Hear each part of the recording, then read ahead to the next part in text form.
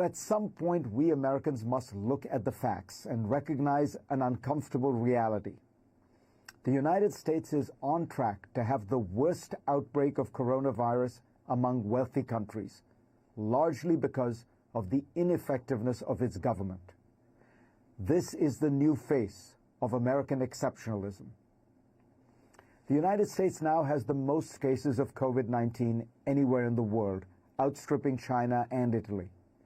The first line of defense against the disease is testing. On this key metric, the U.S. experience has been a fiasco.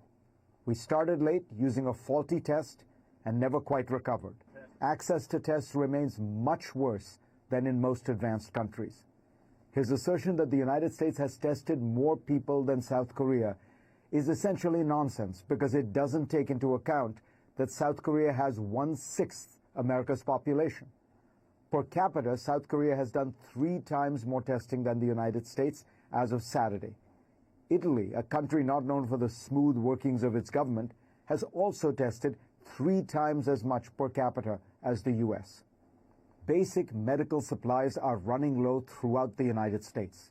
In a survey of more than 200 mayors, 90% said they don't have enough protective equipment for healthcare workers, like face masks. 85% don't have enough ventilators. That means many people could die simply because of a lack of supplies. How did we find ourselves in this situation?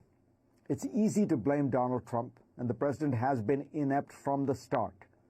But there's a much larger story behind this fiasco. America is paying the price today for decades of defunding government, politicizing independent agencies, fetishizing local control, and demeaning and disparaging government workers and bureaucrats.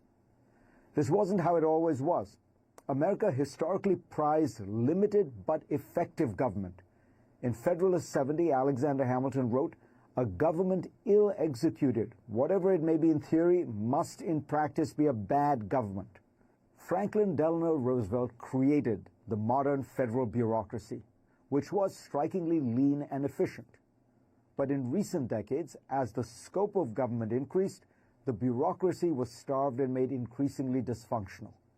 In the 1950s, the percentage of federal civilian employees compared to total employment was above 5%. It has dropped to under 2% today, despite a U.S. population that is twice as large and a GDP that is 7 times higher, adjusting for inflation, than the 1950s. Federal agencies are understaffed but overburdened with mountains of regulations and politicized mandates and rules, giving officials little power and discretion. In today's world, with problems that spill across borders at lightning speed, well-executed government is what makes a country truly exceptional.